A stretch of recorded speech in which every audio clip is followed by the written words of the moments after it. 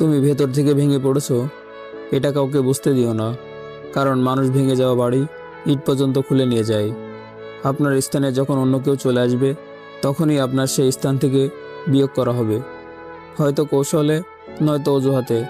আত্মীয় স্বজনদের ভালোবাসা পাওয়া অনেক কম অংশেই আপনার বাবার অর্থের উপর নির্ভর করে।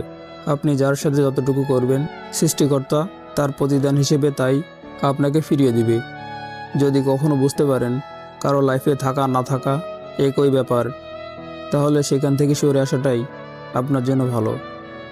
মাঝে মাঝে কষ্ট পাওয়া ভালো, কারণ কষ্ট মানুষকে বাস্তবতা শেখায়, যে কোনো পরিস্থিতিতে মনে জোর বাড়ায়, একা বাঁচতে শেখায় এবং আপন মানুষগুলোকে চিনতে শেখায়।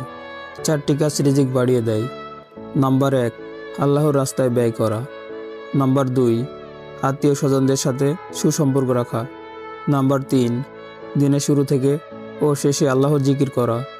নাম্বার 4, আল্লাহর নিয়ামত শুকরিয়া আদায় করা।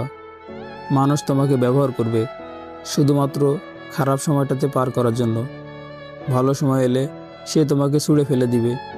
মনের দূরত্ব বেড়ে গেলে পাশাপাশি বসে থাকলেও তাকে প্রয়োজনীয় মানুষ বলে মনে হয় না।